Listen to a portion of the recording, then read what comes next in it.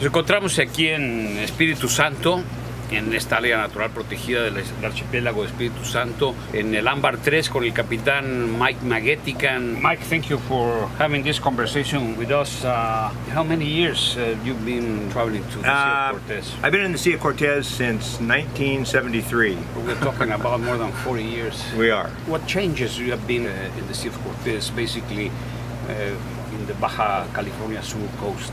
In the last 20 years, probably the biggest changes came in the reef fisheries along this coast between Loreto and Cabo Pomo. 20 years ago, Cabo Pomo decided that they weren't going to allow spearfishing and they were going to protect the area. And in 20 years, the increase in fisheries is unbelievable. There are more fish now in Cabo Pomo than there was when I was diving in 1974. But in the other national marine parks, like Loreto and here in Espiritu Santos, just the opposite has happened. While increases in Cabo Pomo, there's been tremendous decreases in the fisheries here. And that's primarily because of pistoleros and encerradores. They started 20 years ago, and at one point, 15 years ago, they were taking 30 to 40 tons of reef fish a night. And that's what has happened to Espiritu Santos. Even after it became a marine park, you saw continuing declines in the fisheries to where 2 years ago, there were literally no parrotfish, no pargo dienton, no cabrilla.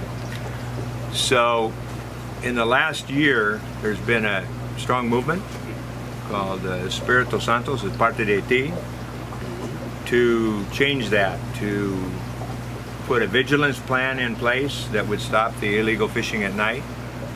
And like you're here today, we're all here to take a look and see after 6 months, is there any changes that have happened? And absolutely, there's no question. So we know that this island is improving because of the vigilance and because of people being aware, people starting to realize that they got the most beautiful island archipelago in all the Sea of Cortez. There's nothing like this.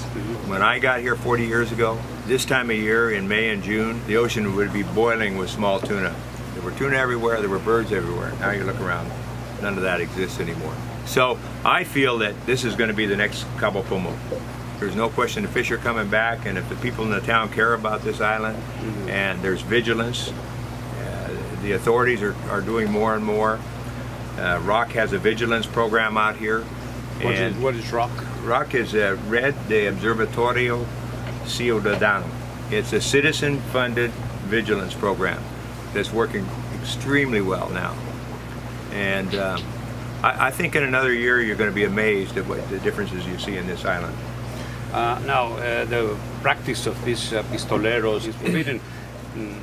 Nevertheless, they continue doing it because it's very difficult to keep an eye on all these coasts. But what they do with this fish, because also it's prohibited to buy fish with this whole of the no, it's not prohibited to buy the fish at all. It's illegal to catch the fish, but it's not illegal to sell them. It's not illegal to buy them. It's not illegal to eat them. But so really, it's the townspeople. If they care about these reefs, they make a conscious decision on their own to say, listen, I don't need parrotfish. The reefs need the parrotfish more than I do. And the reefs on this island will never recover if there aren't parrotfish. So it's not enough the laws. It's the people, the community has to be involved.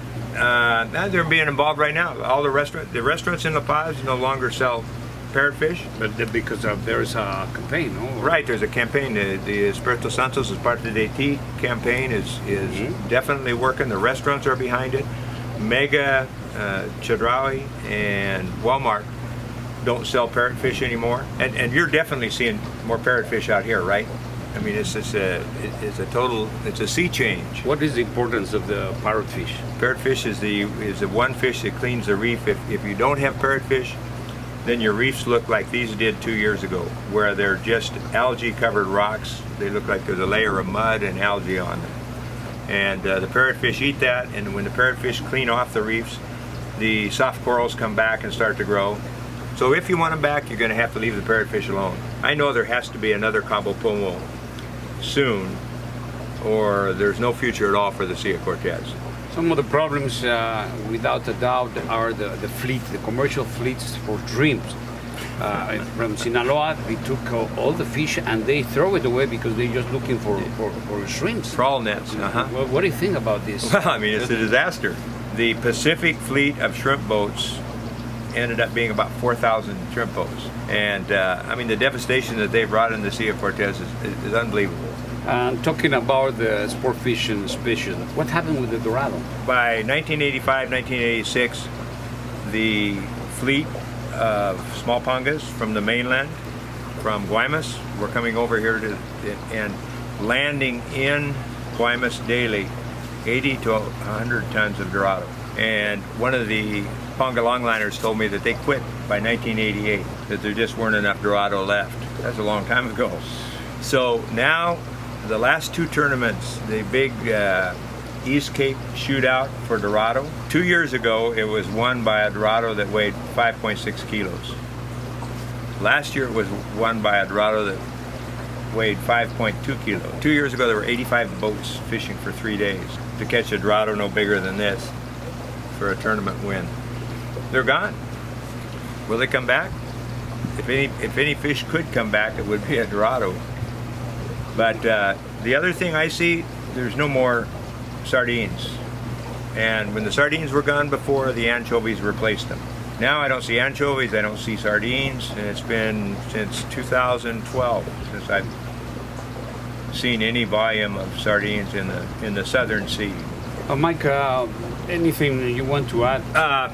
Armando, I'm convinced that after our 4-day trip, looking at all the places where we used to hunt cabrilla or fish cabrilla, and every one of them is showing signs of improvement. This is going to be the next success story in the Sea of Cortez.